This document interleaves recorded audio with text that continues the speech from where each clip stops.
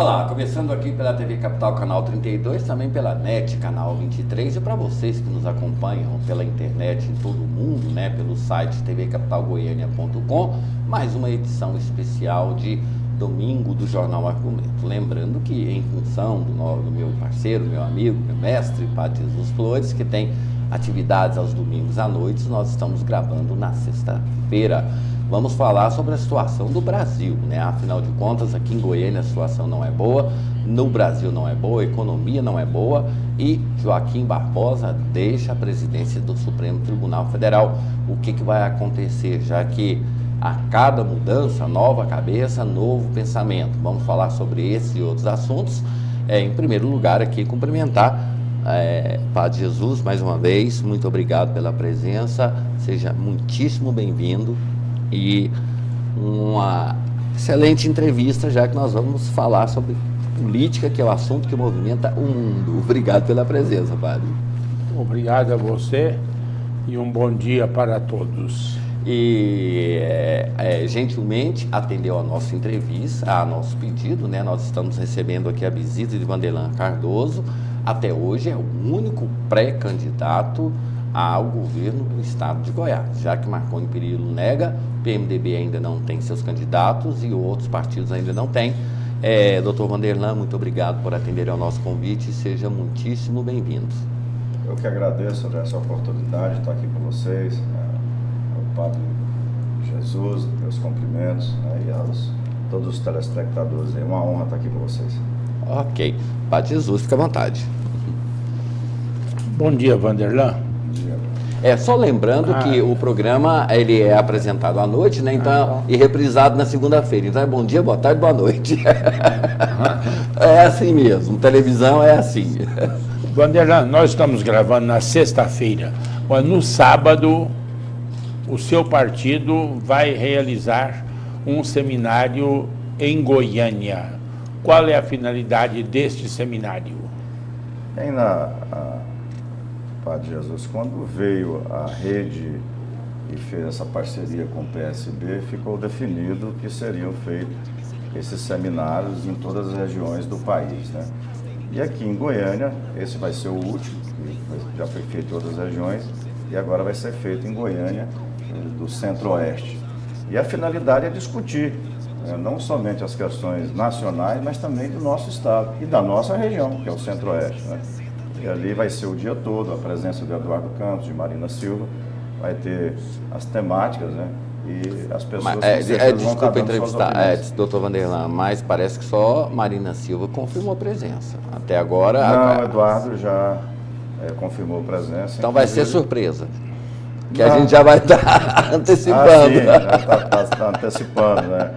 Mas ele já vem, inclusive, ele deve chegar ainda hoje à noite, para estar aqui amanhã logo cedo. Agora, esse seminário é mais para acertar os ponteiros internos ou para enfrentar a realidade política do país e também de Goiás? É mais para enfrentar essa realidade mesmo. O país passa por dificuldades, o Estado passa por dificuldades, estar discutindo mesmo, porque a questão de acertar essa parceria PSB, PS e Rede já foi resolvido já. Não está resolvido definitiva, não? Não. Os problemas sempre aparecem. Sempre, é definitivo. Hein? Você vê as questões de alguns partidos aí, sempre tem seus problemas, né? E vai surgir as divergências, é natural. Até mesmo já chama partido por causa disso, né? Já sempre tem esses uns probleminhas, divergência de opinião, mas no final sempre dá certo, né? Acaba dando tem que dar certo, né? Tem que dar certo, né? Tá bom, mesmo dando errado. Bom, vamos começar um pouquinho para trás. Quem é Vanderlan Cardoso? Padre Jesus Vanderlan é um cidadão goiano, nascido aqui no interior, na cidade de Iporá, vindo de uma família de 5 filhos, né? Lá era 4 mulheres em casa, só eu de homem, né? Como toda a maioria da família goiana, passamos por muitas dificuldades, graças a Deus, padre, só não fome, né? Meus pais sempre cuidou muito disso, mas passando por todas as dificuldades e aprendeu muito com essas dificuldades. E graças a Deus nós estamos aí hoje na vida pública há cerca de 10 anos, né? Aprendi também sendo empresário, trouxe um pouco dessa experiência para a vida pública E aprendi muito na vida pública, que está me servindo também para a vida empresarial, com certeza, porque na vida pública você tem que ser muito melhor de planejamento do que na empresa, porque na empresa você planeja de manhã, às vezes à tarde já está acontecendo, né? Poder público não, você tem que ter mais um tempo, né? Aprendi bastante. Então, Vanderlei, esse cidadão que acredita no Estado, que acredita no país, é otimista. O senhor fala sobre aprendizado. Qual o legado que o senhor teve da eleição passada, que o senhor foi ungido por Alcides Rodrigues, teve a cúpula todinha trabalhando pela candidatura do senhor, e sequer o senhor foi ao segundo turno? Qual foi o aprendizado, já que o senhor fala sobre a questão de estar aprendendo sempre, qual foi a lição que o senhor tirou? Aonde foi o erro para perder a eleição para Marconi Perillo, quando o senhor tinha a estrutura do Estado todo na mão, e normalmente quem tem a estrutura do Estado dificilmente perde a eleição? André, olha, a eleição de 2010 foi uma eleição muito difícil. Nós saímos em cima da hora.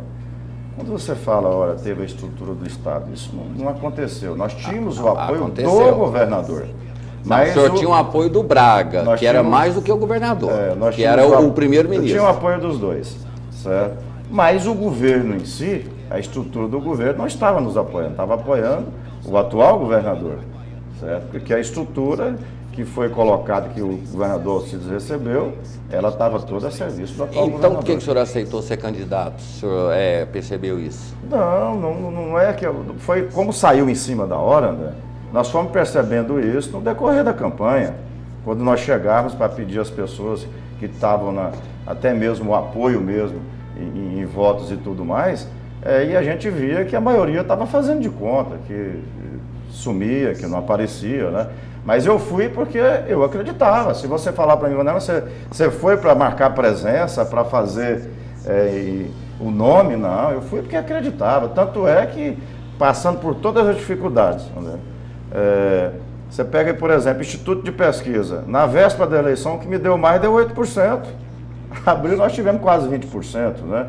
Então nós tivemos muitos problemas naquela eleição e já ficou mostrado ali, provado, aliás, que a população do estado de Goiás não aceita mais e não queria mais essa polarização.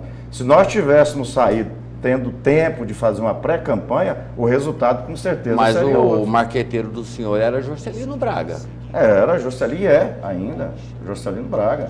Certo? Você vê que a definição de nomes que ia compor nessa chapa aí, ela demorou muito.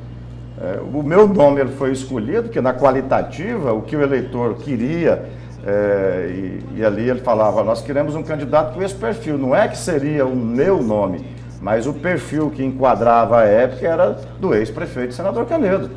Então eu aceitei o desafio, certo? Porque eu acreditava que, olhando ali as qualitativas, que nós teríamos ali ainda a condição de reverter. Mas eu era, André, conhecido em senador Canedo e próximo a senador Canedo, tanto é que lá nós tivemos 80% dos votos. Na região leste de Goiânia eu ganhei dos dois, porque essa população me conhecia.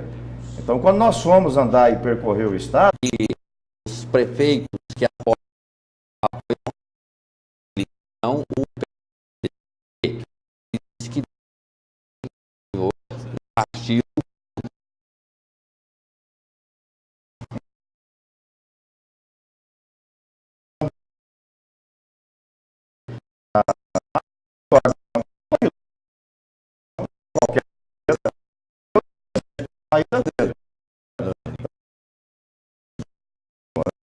daquela campanha. Aprendi muito naquela campanha, tirei muitas lições naquela campanha. Com certeza eu não vou cometer os mesmos erros agora. Não estou cometendo. O senhor pode ver pelo rumo que nós tomamos, né? Desculpa interrompê-lo, mas o senhor não aparece na mídia. Para quem é candidato, estar na mídia é fundamental. Isso não é um erro? André, olha, nós temos, sempre que somos convidados, nós temos comparecido, certo? Agora, eu optei, já que eu sou desses candidatos, se você pegar o cenário de 2010, eu sou menos conhecido ainda, então eu tenho que percorrer o estado. Você vê cheguei agora há pouco de Quirinópolis, ontem o dia todo em Quirinópolis, anteontem na região norte do estado, então nós estamos percorrendo, andando, fazendo as reuniões e já apresentando um plano de metas, que alguns chamam de plano de governo. Os outros estão discutindo ainda quem é candidato. Então nós já estamos aí muito à frente, já decidido, coisa que eu não tive em 2010. Eu não tive condições de fazer isso. E eu conheço hoje muito mais a realidade do Estado hoje do que em 2010. Porém, 70% do eleitorado goiano está em Goiânia, Aparecida e Anápolis. Quase não se fala do senhor ou não se vê o senhor lá. Olha, então, acho que você não está tendo acesso às pesquisas. André, vamos analisar aqui, por exemplo, Groupon. Groupon saiu a pesquisa quando saiu de Goiânia, nós ficamos em segundo lugar só quando entrava Iris Rezende. Certo? Quando saíram os Rezende do cenário, estamos em primeiro lugar. A Aparecida de Goiânia da mesma forma. Em 3 cenários, nós estamos em primeiro lugar em 2. Mas de lá para cá, a pesquisa é uma soberba. Como assim? É uma forma de iludir o candidato de que ele já está, porque a pesquisa, ela não reflete uma realidade inteira, ela é uma realidade pontual que pode ser mudada do dia para a noite. Com certeza, a pesquisa ela é um momento, André. Isso. Mas o que nós estamos trabalhando hoje, André? E a gente conversava sobre isso, eu estou em cima de informação, as pesquisas qualitativas. Né? O que o eleitor está falando, o que ele quer, entendeu? Tanto é que o eleitor está falando o seguinte: nós não queremos mais ficar aí, essas somente discussões políticas e brigas, eles falando daquele, não sei o quê. Nós queremos ação. O que tem para resolver o problema do nosso estado? E principalmente da nossa região, da minha cidade. E de preferência do nosso bairro, da minha rua ou da minha casa. Tá, a última entendeu? pergunta, aí Padre Jesus, fique à vontade. Júnior do Friboi tem arrotado aí, dizendo que deu de presente para o senhor o PSB, né? E disse que esse grupo que apoia o senhor vai com ele. As informações que a gente está tendo aí é a de que ainda há um voto de protesto solto em função dessa questão do PMDB. Aí, ou seja, e o senhor já esteve no PMDB também. Vai sobrar alguma coisa para o senhor? Como é que o senhor está administrando isso? E essa fala do Júnior do Friboi? Foi a população, principalmente a de Senador Canedo. Eu tive ali, na época, em torno de 90 mil cabos eleitorais. Essas pessoas que, onde eu andava no estado de Goiás, nas reuniões, tinha pessoas ali que era parente, né, o amigo de alguém de Senador Canedo, que viu falar, que teve em Senador Canedo. E os companheiros, teve muita gente me ajudando, apoiando, então, população de um modo geral. E interessante, padre, que eu encontro essas pessoas que nos apoiaram, que chegam, olha, nós em 2010 te apoiamos e votamos e não nos arrependemos. Mas eu encontro algumas pessoas que falam, não te apoiei em 2010, apoiei outro, e como eu estou arrependido. Então é onde a gente acha que fez o dever de casa, fez uma campanha bonita, passamos por dificuldades, passamos muitas dificuldades, né? Mas nós aprendemos, né, com essa dificuldade, com os erros e também com os acertos. Só uma pergunta, o senhor propaga que o senhor é dono de 500 mil votos, da mesma forma que Marina fala que é dona de 20 milhões de votos. O senhor ainda continua com esse discurso que a Marina fala que ela tem 20 milhões de votos. A realidade política, ela muda de cenário a cenário. O senhor ainda tem essa convicção de que a votação que o senhor teve ainda é o alicerce para a campanha? André, ninguém é dono de voto. Ninguém. Mas o senhor disse que era. Não, nunca falei isso. Eu falo certo? Dos concursos públicos, o serviço de inteligência das polícias foi desmanchado proposital, foi desmanchado, não tem mais serviço de inteligência. E é o serviço de inteligência que une as nossas polícias para pegar traficantes, as quadrilhas de roubo de veículos, que na nossa capital tem dia que é 44, tem dia que é 44 veículos sendo roubados aqui. O que foi feito? 2010 é alarmante, os homicídios em Goiás foram 1.500. Você vê que era alarmante, vocês lembram, as matérias, André, mas 1.500 homicídios, certo? Alarmante. Vai fechar 2014 com quase 3.000, 2013, 3 anos depois, fechou com quase 2.600 homicídios no estado de Goiás. A nossa capital é a 28ª cidade mais violenta do mundo, perde para cidades que têm terroristas, que têm guerras. Goiânia está aí, certo? Bom, então como é que nós vamos falar do ensino de qualidade com a UEG? 74% é comissionados contratados, somente 18% dos professores têm mestrado ou doutorado, e nós estamos falando de ensino superior. Bom, o senhor faz a crítica, agora quais são as suas propostas estratégicas para o seu governo? Jesus, em todas as áreas onde a gente chega, nós estamos apresentando primeiro o diagnóstico das reuniões de trabalho, o diagnóstico do Estado. Como é que está o Estado de Goiás? Área por área, certo? Depois, pelo menos um item para resolver o problema. Exemplo, saúde. Saúde são 100 e poucos itens que nós temos, já no nosso plano de metas, certo? Nós apresentamos um que é o banco de leitos. Um projeto que nós fizemos no município de Senador Canedo, em que comprada a iniciativa privada, certo? Lá o hospital é particular. Quando nós ganhamos as eleições ali, cheguei para o dono do hospital que disputou a eleição comigo, olha, eu quero que o senhor aqui amplie o número de leitos e construa uma UTI aqui. Na minha cabeça não passava a época, André, um município com 56 mil habitantes, quando o cidadão canedense precisava de uma UTI, tem que vir para Goiânia, e Goiânia está do lado de Senador Canedo, é 15 minutos, 15 quilômetros, aliás, de lá para cá. Agora, o senhor imagina o estado de Goiás, certo? Cheguei em Formosa, 90 e poucos mil habitantes, não tem um leito de UTI. Cidade Valparaíso, 200 mil habitantes, não tem um leito de UTI. E assim por diante, certo? Então, nós estamos com esse projeto, banco de leitos, vamos comprar da iniciativa privada, tem muitos hospitais pelo estado de Goiás que está fechando. Quirinópolis tem 3 hospitais particulares. Chegar com os donos, o que está sobrando aí? Interessa em vender? Vamos comprar pelo preço justo.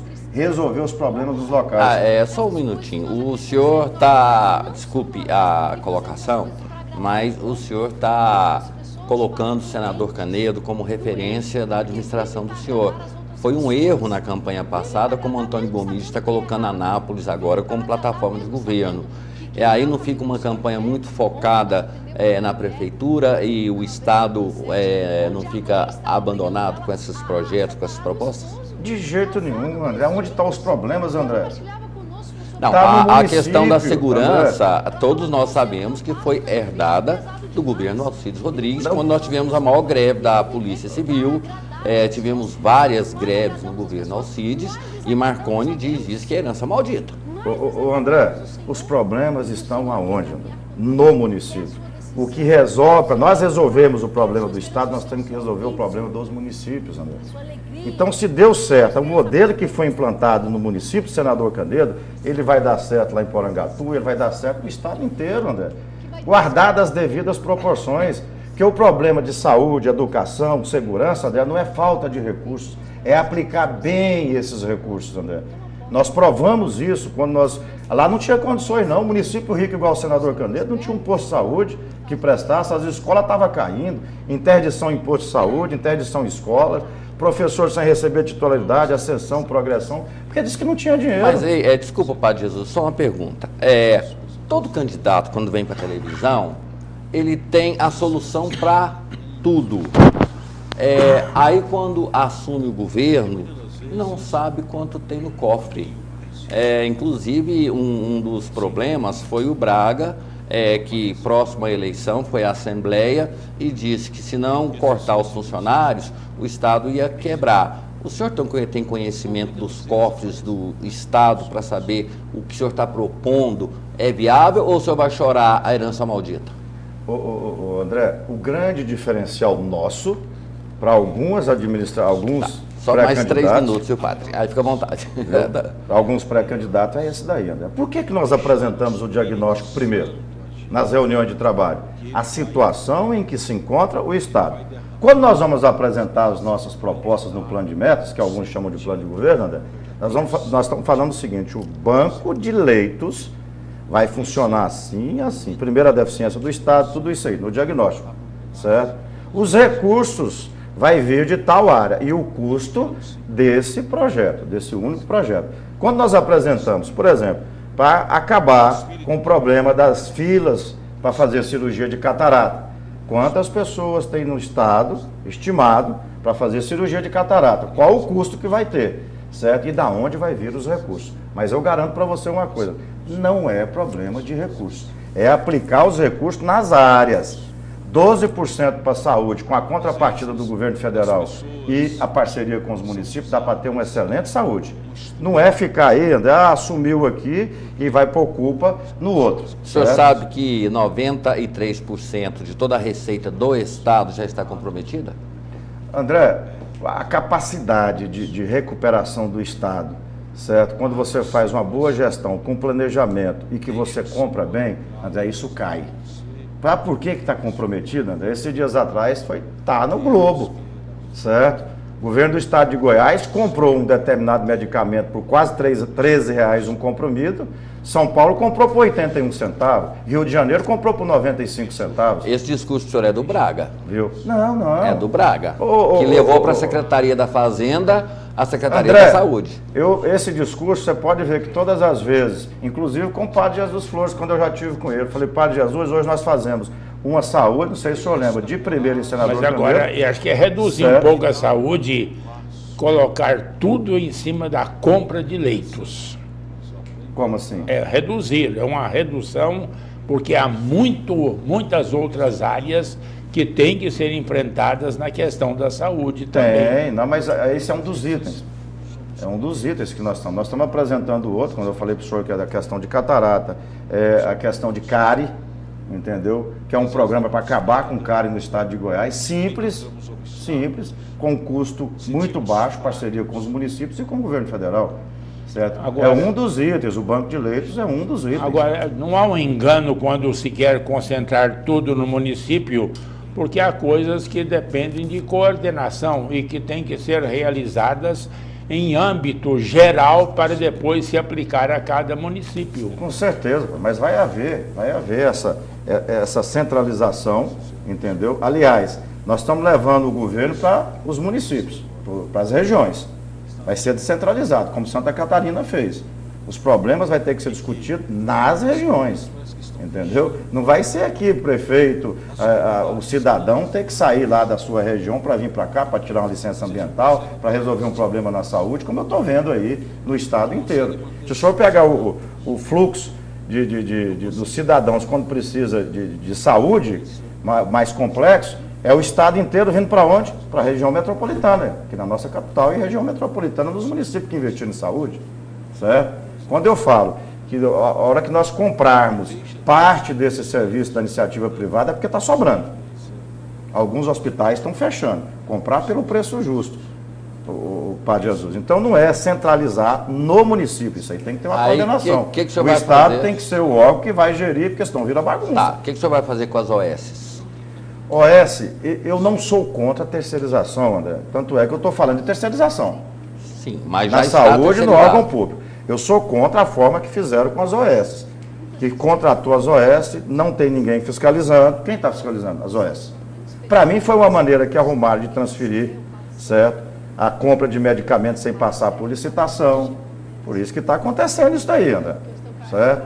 Comprar exames, passar por um grupo de pessoas aí que não tem compromisso. A hora que chegar a final do mandato, essas OS não têm interesse, entendeu? Elas pegam a malinha delas e vão embora. A saúde no estado foi desmanchada.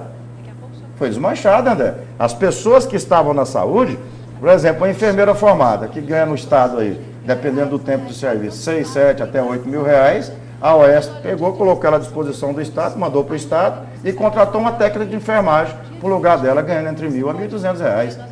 Como é que nós vamos passar de um dia para o outro, se as OS saindo, organizar isso daí?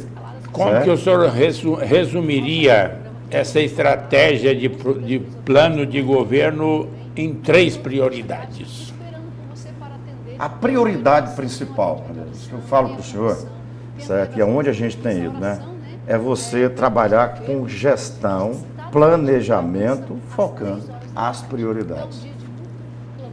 A partir do momento que o senhor tem gestão em todas as áreas, com planejamento, o senhor pode ter certeza que as coisas fluem. Agora, se você não tem, você vai ficar igual um cachorro doido, dá um tiro para tudo quanto é lado. Mas gestão de Estado não é gestão de empresa privada. Não, você tem que ser muito melhor mesmo. Isso que eu falei, que na empresa você toma a decisão de manhã, à tarde já está acontecendo. No Estado você tem que ter um planejamento melhor, entendeu?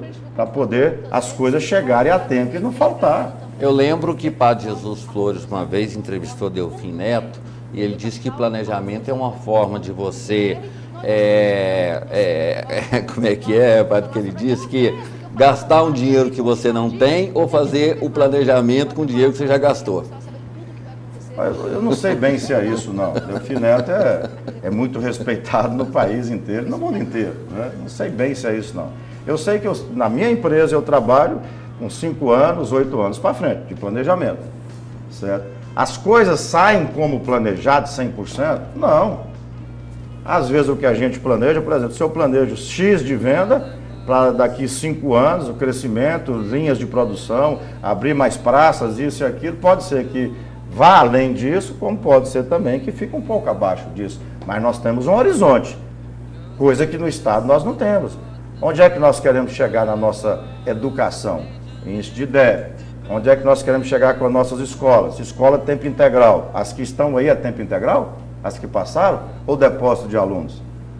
Qual o planejamento que foi feito para o servidor público? O planejamento é esse, o que foi prometido em 2010? Direitos adquiridos, o mínimo que era database é o que falavam. O que é titularidade? Não é direito adquirido?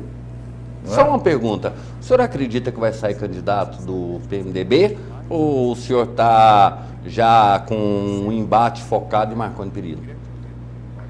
André, eu não, na verdade eu não procuro nem ficar aí quebrando cabeça. Mas quem o senhor vai tem que ser saber. Os adversários. O senhor fala sabe? de planejamento, isso aí é fundamental. Não, mas eu não, porque olha, o PSDB, né, o governo vai ter candidato, ou sendo governador ou não sendo governador. O PMDB, pelo tamanho do partido, vai ter candidato. O PT está lá, o Antônio Gomide, que diz que vai ser candidato, é candidato. Né? E nós vamos ter outras candidaturas que nós temos que respeitar, entendeu? Então, se eu estou definido a disputar o cargo máximo do governo do estado de Goiás, eu não tenho que ficar, eu só vou se for fulano. Tem gente aí que não quer ter nem adversário, padre. Tem gente aí que se for sozinho e não tiver adversário, ainda vai perder a eleição. Entendeu? O senhor não teme ser essa gente, não? Não, de forma alguma. De jeito nenhum. Agora, se for um recado que o povo dá, nós não queremos seu projeto, mas eu tenho que respeitar. Como eu respeitei em 2010. O povo não elegeu o meu projeto. Talvez eu não soube explicar o projeto, não tive tempo para isso. Saí e respeitei a vontade popular. Quem manda? Quem manda é o povo, esse que vai dizer, olha, nós queremos a continuidade do que está, nós queremos mudança, e a mudança com quem é? É com o Vanderlan? É com fulano? Ou é com ciclano? Eles vão escolher. Agora, eu tenho que me apresentar. Eu tenho que chegar e falar assim, olha, está aqui, nós temos esse projeto para a saúde, é desse jeito, o dinheiro vai vir de tal lugar, para a segurança é isso, né? No esporte, na cultura, entendeu? Para o homem do campo, os arranjos produtivos locais, tudo isso eu tenho que me apresentar. Qual que é o projeto que tem, que um dos casos mais sérios, que eu vejo muitos falar, segurança, saúde, não sei o quê, o problema mais sério que nós temos hoje, Padre e André, no nosso estado de Goiás, chama isso aqui, ó, energia. Sem energia não podemos falar em segurança, não podemos falar aí que vamos fazer os polos tecnológicos, distrito industrial, geração de emprego e renda. E o que o senhor vai fazer com a CELG, se for eleito? A CELG não é mais nossa. Isso aí primeiro ponto. A CELG não é de ninguém. Viu? Hoje a CELG não é mais do estado de Goiás, a Eletrobras não quer, o governo federal muito menos, já está indo para a justiça. Aonde está o problema, André? O problema não está no estado de Goiás? Quem fez a lambança toda, André? Quem foi que fez a lambança toda? Todos os governos que passaram pela Não, CELG. todos nós, André. Quem que botou eles lá? Todos nós. Por que nós vamos ficar agora nos esquivando? Entendeu? Agora nós vamos ficar... Quantos anos nós choramos Cachoeira Dourada, André? Quanto foi vendida? Agora vamos ficar chorando na CELG? Já foi. Agora tem que resolver o problema, porque o problema está aqui. Nós temos que parar com esse negócio de fazermos as lambanças no nosso estado e jogar a culpa no governo federal para vir resolver, ou lá no entorno, na região metropolitana de Brasília, André, que não tem segurança, que não tem saúde, que não tem transporte público, e querer que o Distrito Federal resolva os problemas que é nosso. Mas o senhor não diz o que vai fazer com a CELG. Nós vamos fazer a 4 mãos, André. O que tem que ser feito lá? Nós já estamos com a dívida de 6 bilhões. Tem que buscar mais dinheiro? Se tiver para buscar emprestado, nós temos que buscar. Se tiver que passar a sacolinha com os empresários, a população, mas as claras. As claras. Fazer como você me falou. O que o Barack Obama fez lá?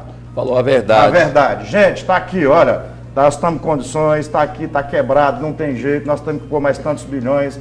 Nós vamos para os empresários, chegar gente, os industriais, os comerciantes. Antecipação de conta de energia para ser descontado depois. Tem que se virar, André. Passar a sacolinha mesmo. Então, mas o tem senhor que ser está dizendo que a CELG vai ser de Goiás. Vai ser de Goiás.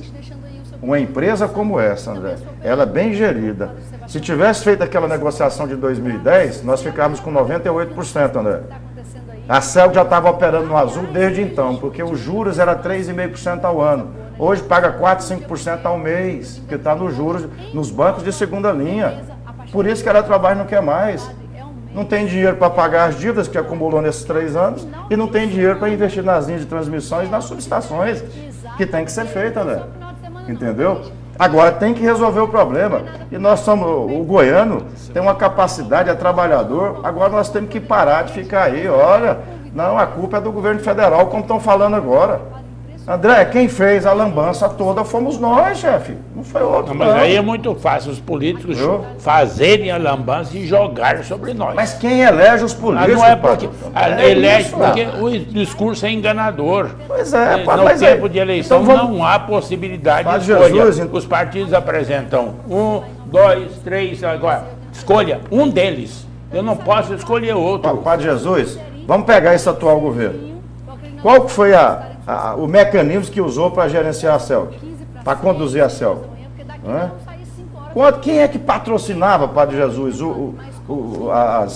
os shows em prefeituras, para os prefeitos soltar foguete, para fazer discurso? Mas isso há quantos anos, hein? CELG. Há quantos anos? Mas há quantos anos que está esse governo, gente? Há quantos anos que a CELG banca as campanhas eleitorais? Há quantos anos? Isso que eu estou falando, mas o povo está sabendo. O povo está sabendo. O povo não está sendo enganado. Está sabendo que o atual governo que está aí disse que ia resolver o problema da CELG no primeiro mês, que aquela negociação era prejudicial ao Estado, e hoje não deu satisfação nenhuma, está jogando para o governo federal. O senhor está otimista? Demais. Olha, se eu falar assim, olha, esse problema da CELG, certo, nós vamos resolver. Nós vamos resolver, temos condições para resolver. Agora fazer, padre, olha, eu sempre procurei chegar com a população, trabalhar, olha, está aqui nas reuniões, gente, o que vocês estão aqui no bairro, vocês precisam de posto de saúde, precisam de uma praça, precisam de uma escola, precisam disso, iluminação, certo? Nós não temos condições de fazer tudo isso. O que é a prioridade? Prioridade número 1, certo? É isso, então nós vamos fazer isso. Qual que é a 2? É o posto de saúde. Então vamos fazer o posto de saúde. A 3 é a escola, assim é definido. Chegar com o povo do estado de Goiás e falar assim, olha, a questão CELG é isso. E para a classe empresarial falar, o rombo é esse, nós precisamos resolver, porque senão vocês não vão ter energia para funcionar os motores das suas indústrias. Eu estou sentindo na pele, pai, do que eu estou falando. Na minha indústria tem 2 linhas paradas. Tem 2 linhas paradas de produção por falta de demanda de energia. Quantos pivôs central tem parado, André, no nosso estado de Goiás? Pessoas que fizeram financiamento, já estão pagando as parcelas, não tem energia para ligar e foi dado garantia para eles que ia ter energia. Entendeu?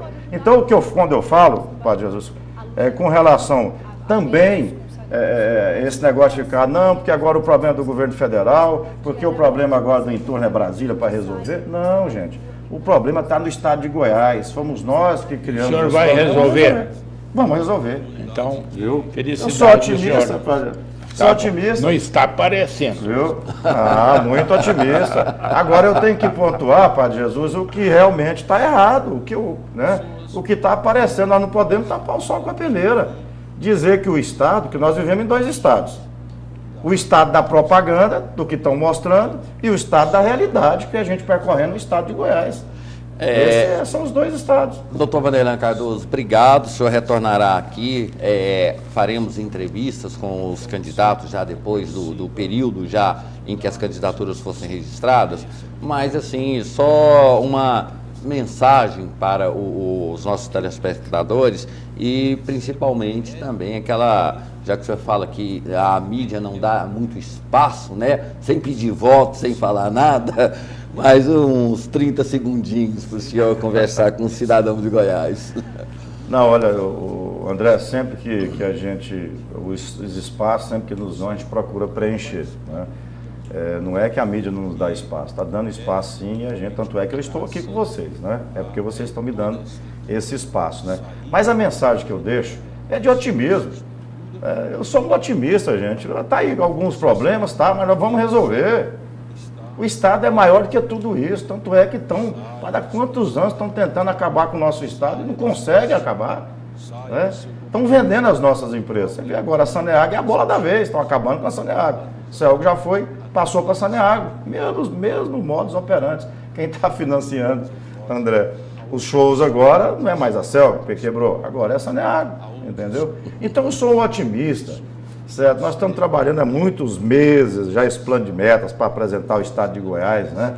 E nós vamos apresentar com soluções, como eu apresentei lá quando eu fui candidato a primeira vez, que me chamavam de maluco, de doido, certo? E me olhavam como se eu fosse um extraterrestre, porque eu estava dizendo que ia resolver o problema da água, né, de geração de emprego e renda, e uma série de coisas, e planejei o município, porque a gente anda para frente, disseram que era doido, é de otimismo.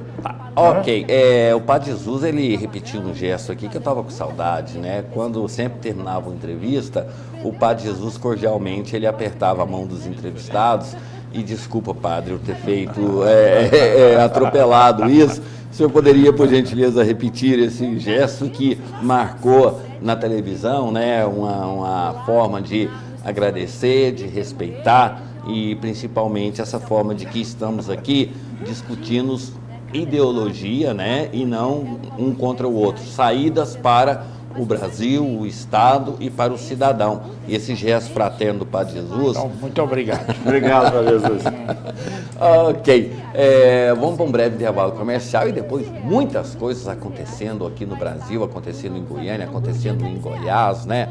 Vem Copa do Mundo por aí, tem essa questão aí, Goiânia pode parar, tem o fato tivemos pela primeira vez, né, um confronto entre índios e polícia, onde foram atiradas flechas contra os policiais, ou seja, a situação no Brasil não é nada boa. E para os próximos dias aí anunciada uma greve geral em Goiânia, o Sindilojas e o Sindicomércio tentando articular, já que a prefeitura perdeu essa capacidade, e outros assuntos também que a gente vai falar depois do intervalo aqui com o Padre Jesus Flores. Um instante só, a gente está de volta. E que inclusive vai começar com a celebração da Santa Missa, né?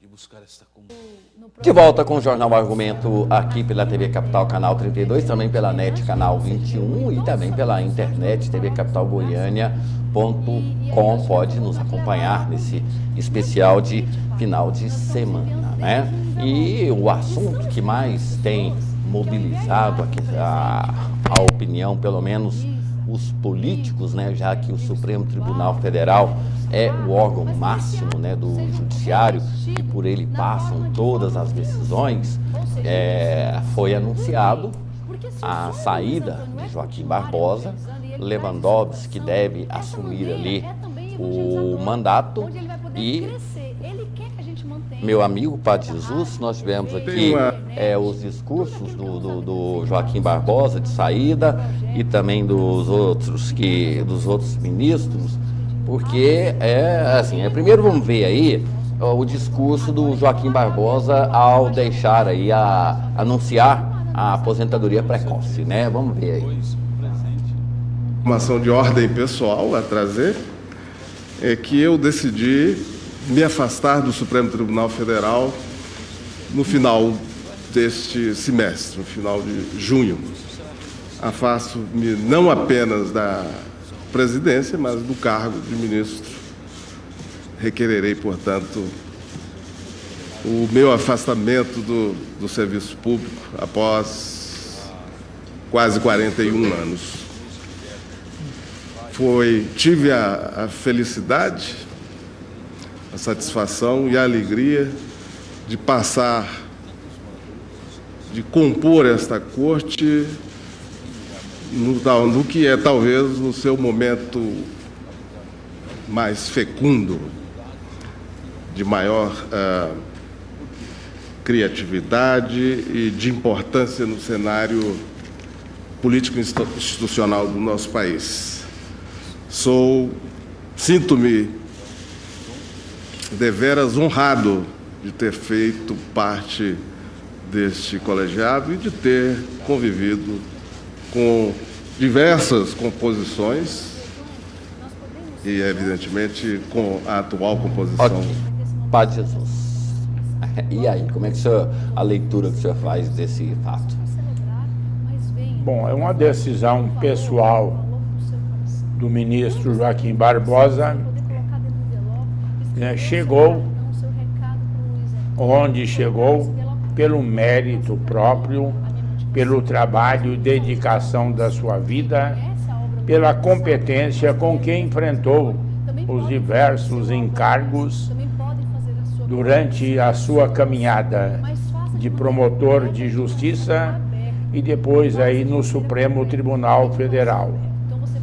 É claro que é um homem de grandes qualidades, mas também um homem de grandes defeitos. O gênio do Joaquim Barbosa, ninguém vai dizer que é de equilíbrio, e que ele saiba se comportar diante da contradição e do conflito também não é uma especialidade dele. E muitas vezes ele ultrapassou a linha do tolerável para querer impor a sua vontade como se ele estivesse acima dos outros juízes na hora do julgamento. Quando alguém contestava ou apenas votava diferente, ele se julgava ofendido e reagia de uma forma violenta, o que é inaceitável num colegiado em que ele é hoje o primus inter pares, o primeiro entre os iguais. Primeiro entre iguais. Ele não é superior nem é inferior. Ele é um do colegiado, enquanto o presidente é o primus, é o primeiro entre iguais, mas muitas vezes ele se comportava como se o voto dele devesse prevalecer de forma unânime, especialmente quando alguns votavam contra, suas reações eram muitas vezes até desequilibradas. Ele deixa mais rugas ou rusgas? Ele deixou muitas rugas, é claro que ele ganhou a vida inteira com esse temperamento. E os outros membros também. E também as rusgas, é claro que ele fez muitas inimizades, mesmo dentro do Supremo. Na hora da despedida, todo mundo fala bonitinho, sim, mas muita gente falou muito diferente dele diante de atos concretos que ele cometeu durante a sua condução dos negócios. Então, o que vale é aquilo que foi falado naquelas horas da verdade, em que a pessoa se sentiu agredida e respondeu também de uma forma agressiva, criando um clima bastante desagradável no Supremo Tribunal Federal. Nesse ponto, ele não colaborou para mais tranquilidade, para mais equilíbrio, para mais serenidade. Aí ele pecou e pecou gravemente. Ele foi relator da ação penal 470, ele disse que já está resolvido, essas questões todas. Mas ele mudou um fato na justiça que até então, na dúvida, pro réu, sem fazer apologia a ninguém, mas no caso de José Dirceu, não havia ali provas que ligasse ele como o chefe da quadrilha, como foi dito. Então criou-se o princípio da presunção, algo que não existia até antes, né? Então, ou seja, não havia provas cabais, porém José Dirceu foi condenado e foi indiciado pelo princípio essa nova lei que foi criada, né, da presunção. Presumiu-se que ele participou disso e aí ele foi colocado no banco dos réus nessa condição pelo princípio da presunção sem provas cabais. Agora entra Lewandowski. O senhor sempre fala que cada cabeça tem uma sentença. Muda o que na visão do senhor? Olha, não podemos simplificar a acusação do procurador-geral e nem do Supremo contra o José Dirceu. Claro, eles tinham razões para julgar, porque nem todos os ministros, mesmo que houvesse assim uma compulsão para condenar por parte de um, os outros não estavam no mesmo clima e também votaram, né, pela condenação dele. É muito complexa a análise de um processo como este, que aconteceu durante muito tempo e em que naturalmente, fatos escapam provas escapam, documentos escritos não há, né? Então fica muito a suposição mesmo, indícios, né, que se transformam em aparentes certezas, que não podem ser certezas por serem apenas indícios, mas é claro que eles tinham mais argumentos do que apenas a presunção. Porque se um dia no Brasil for colocado o princípio de que na dúvida é contra o réu, é um absurdo na ética, é um absurdo na moral e é um absurdo também no direito. E esse princípio ninguém pode estabelecer, porque é a não ser é inconstitucional. Claro que é ilegal. Não, esse princípio que o senhor falou, na dúvida pro réu, é constitucional. Isso é natural, é uma questão de direito natural, que não pode ser mudado por juiz nenhum. Na prática, acontece de os juízes, levados por outras razões, se deixar pautar aí na dúvida contra o réu. Isso é claro que é um absurdo. E enquanto aconteceu isto, é claro que o julgamento é absolutamente falho e até nulo.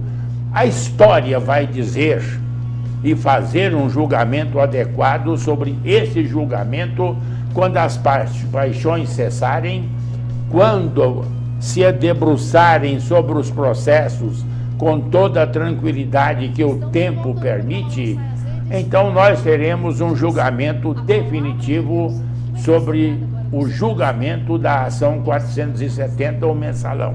Por enquanto não dá para fazer um julgamento sereno para dizer houve erro do Supremo, houve erro do José Dirceu, houve excesso do Supremo, houve condenação excessiva do José Dirceu e companheiros. Dá para dizer que o Supremo Tribunal Federal é um poder isento, que ele não é político? Não existe poder isento. Toda pessoa, quando age, ela tem muito de subjetivo. Porque sou eu quem ajo. E sendo eu quem ajo, eu ajo com a minha subjetividade. E vai ser muito difícil alguém poder dizer, não, eu sou isento. Na hora que ele diz que é isento com tanta empáfia, ele está dizendo que não é isento. Ele se presume isento e de fato não é isento. Não existe imparcialidade total, não existe isenção total. Nós sempre agimos de acordo com a nossa consciência, de acordo com a nossa formação, de acordo com os nossos interesses, de acordo com os nossos sentimentos. Equilíbrio total não existe. Barroso, ele disse o seguinte, que não julga para os jornais. Aí houve aquela polêmica toda que a opinião pública, ela também deve interferir em julgamentos do Supremo Tribunal Federal. Como é que o senhor viu esse mal-estar que se criou quando houve aquele voto de que Barroso, ele deu o voto dele e disse que não se preocupava com as páginas dos jornais? Olha, são coisas que aconteceram num determinado contexto e é claro que o juiz não pode se guiar pela mídia, pela opinião pública, ele tem que se basear nos autos, na acusação e na defesa para fazer o seu juízo e para então dar o seu julgamento e depois a sua sentença. Agora, é claro que diante das câmeras de televisão, com muita facilidade as pessoas se deixam levar pela pressão popular.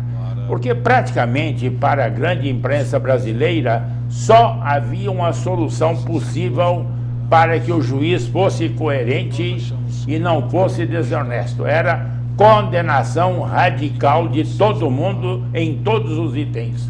Se não houvesse esse julgamento, essa condenação, então o juiz não era bom e ele se deixou levar por interesses. Agora, quando um julgamento começa nesse pressuposto, é claro que já acabou justiça para entrar o justiçamento.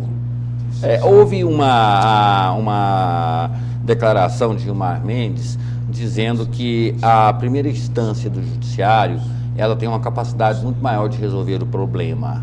Aí logo depois veio o ministro dizendo do Supremo, dizendo que as decisões da primeira instância, às vezes, são feitas em meia página. Criou uma situação muito ruim entre a Associação dos Magistrados com o Supremo Tribunal Federal.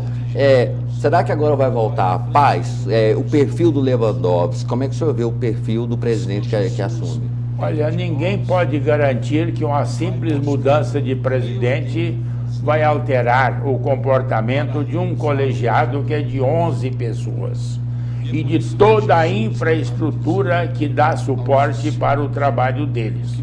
Porque ali não são apenas 11 juízes, eles têm os auxiliares, eles têm dos diversos setores e é muita gente que influi nesse tipo de processo e também de julgamento.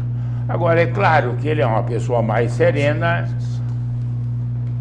Estão questionando, né? Um jornalista chegou a dizer que sair Joaquim para entrar Lewandowski é como se saísse de uma seleção de primeira qualidade para entrar um timinho de segunda categoria e de segunda divisão. É claro que isso é tendencioso por parte do jornalista e um desrespeito para com o ministro e para com a sua visão. Claro, Gilmar Mendes tem tendências políticas? Tem. Lewandowski tem. Joaquim Barbosa tem. E cada um tem a sua tendência, não é?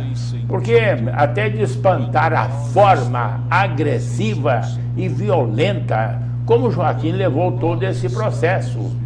Parecia que era vingança, não parecia aplicação de justiça pela forma como ele conduziu e como ele se comportou durante todo o julgamento. Agora, dizer que saindo Joaquim, entrando Lewandowski, nós perdemos demais. Não. Perdemos algumas coisas, ganhamos outras. E é isso, é claro, que quem decide é o Supremo inteiro e não é uma pessoa só. Mas o presidente, ele tem a capacidade de priorizar a pauta. E Lewandowski vai pegar uma situação difícil, porque tem a correção aí dos planos, né, que podem quebrar os bancos, já estão falando isso. Fala-se sobre o julgamento do mensalão Tucanoduto, falam de problemas aí que Lewandowski vai ter que herdar e vai ter que colocar isso em pauta, inclusive a questão aí, que é a questão dos habeas corpus, né, que temos mais de 8 mil. Habeas corpus não é só a soltura da pessoa que está presa, são situações que as pessoas procuram o Supremo para resolver essas questões e se preservar.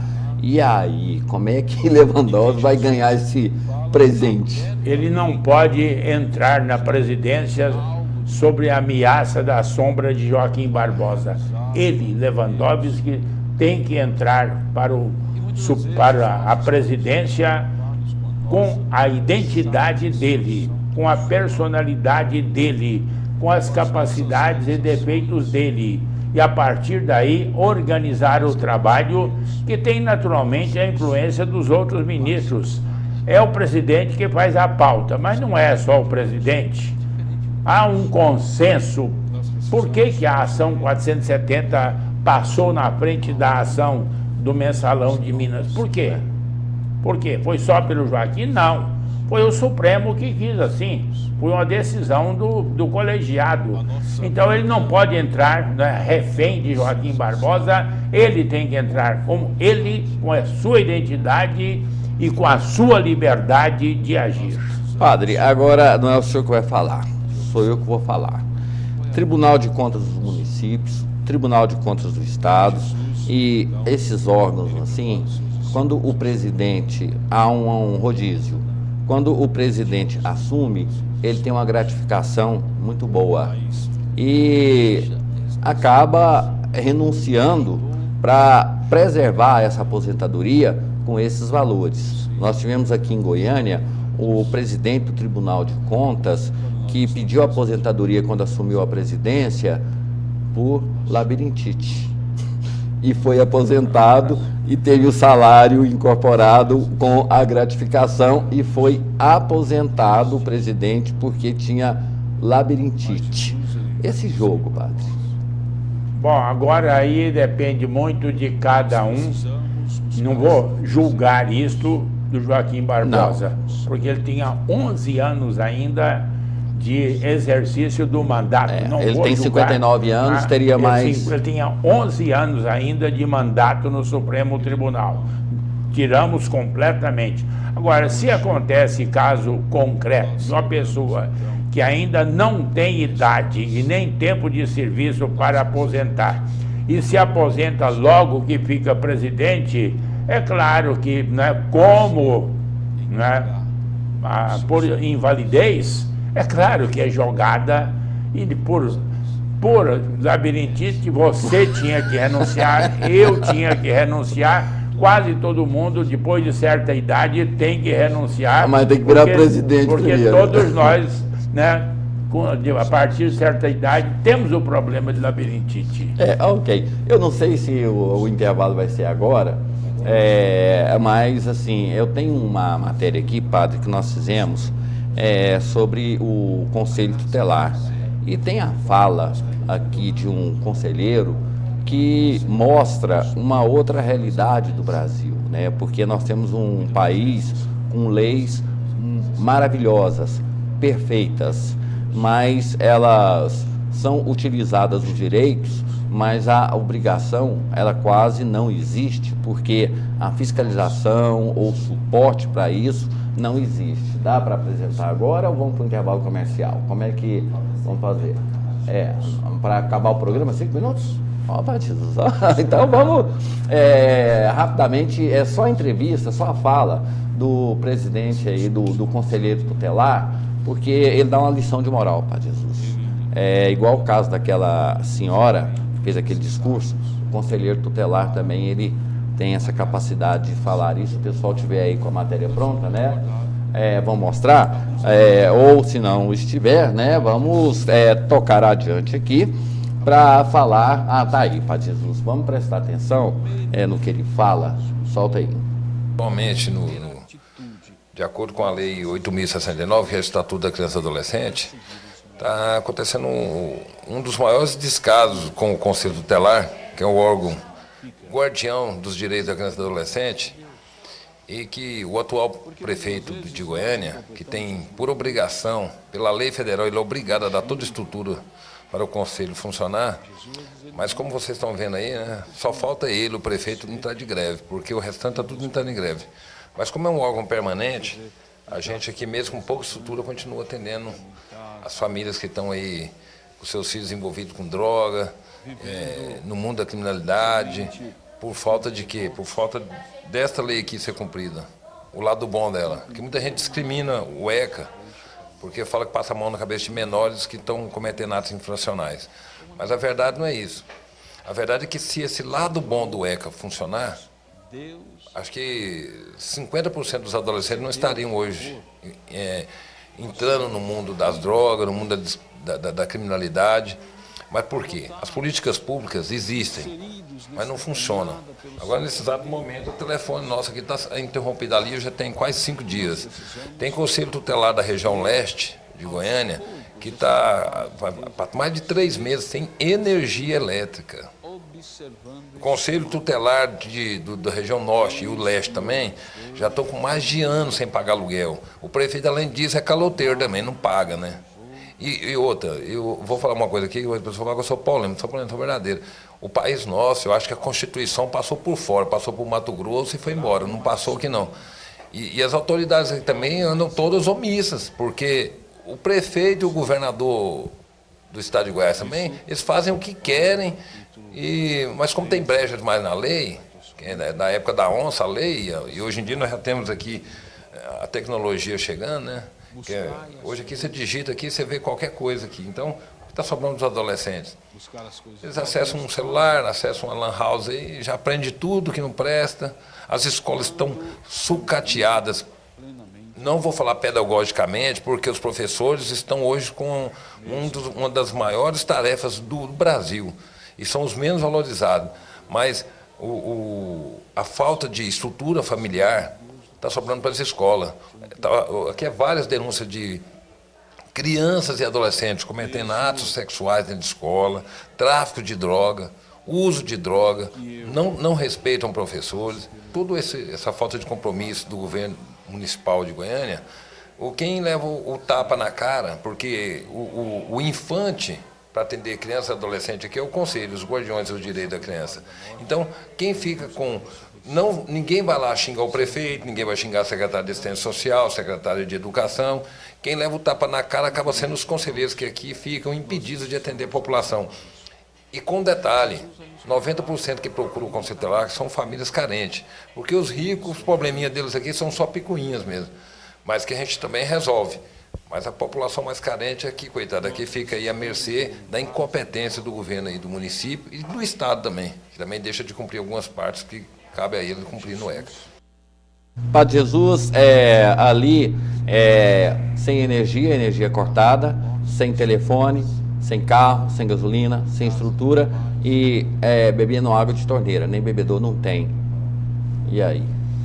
Infelizmente, no Brasil se criaram muitas estruturas que deveriam servir para de fato atender e dar condições de vida e dignidade para os cidadãos.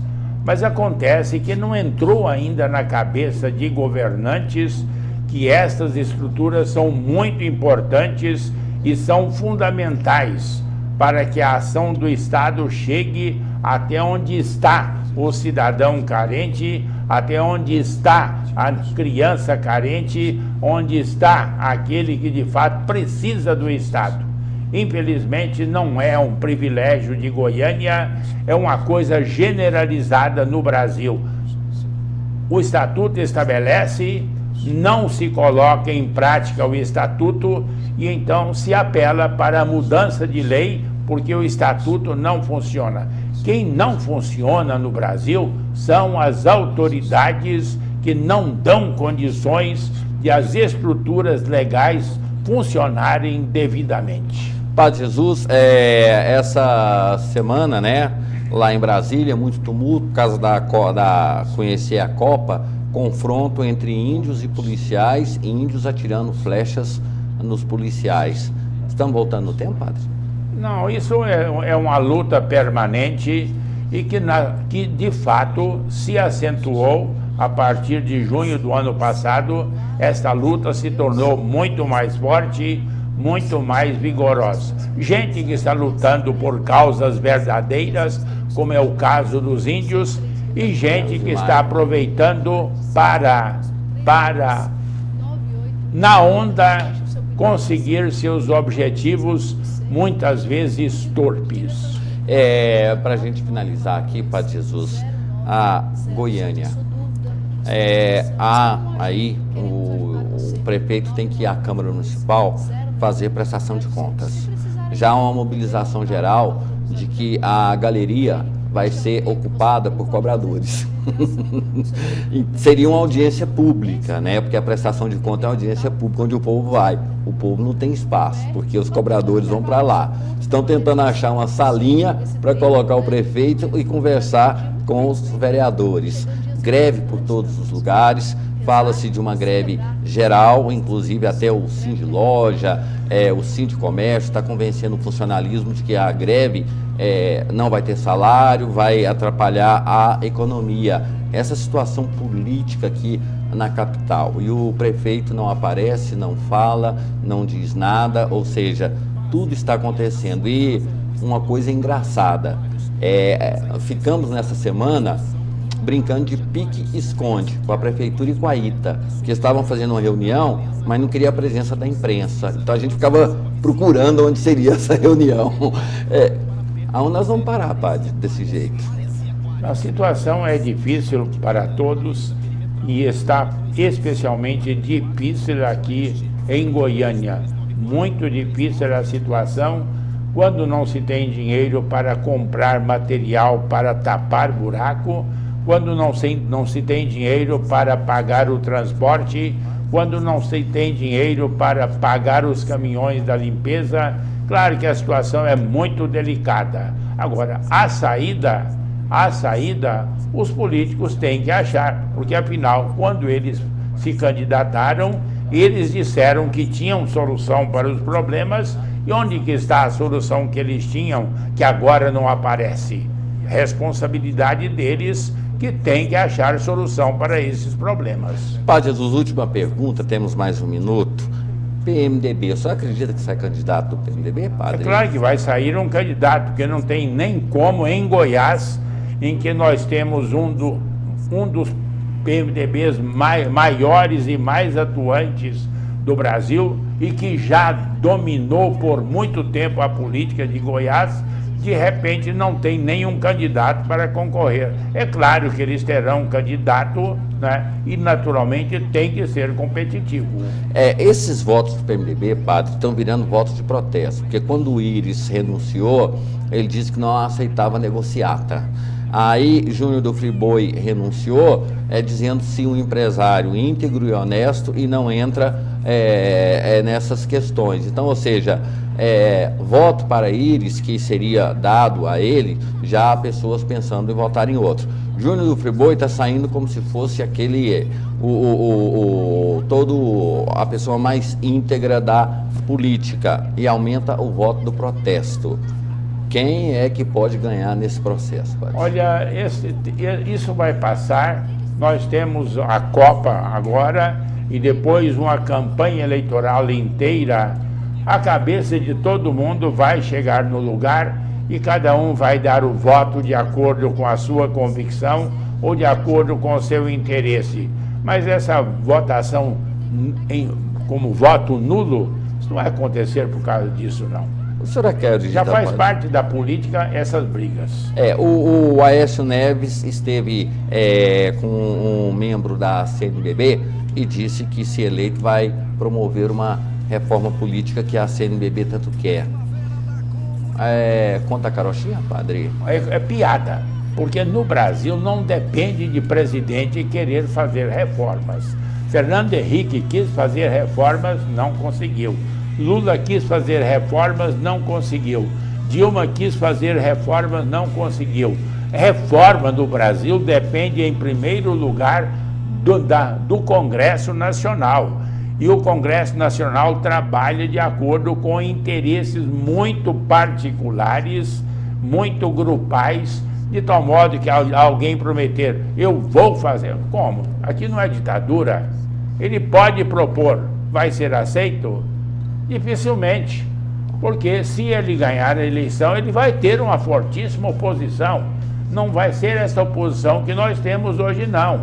Será uma oposição muito radical e muito virulenta que ele vai ter. Não terá vida mansa, não. Não terá. Padre, chegando ao fim, algum assunto que o senhor queira falar, que durante esse programa aqui não deu tempo, algo que o senhor queira falar, um assunto que o senhor acha que merece um destaque, um comentário? Não, olha, assunto tem tanto assunto, não é? Mas eles virão com o tempo e nós vamos falando com o tempo, em vez de fazer uma proclamação do trono aqui no final do programa. Proclamação do trono é para a rainha da Inglaterra, não é para mim, não. E nem a rainha mais vai, padre, agora é a princesa.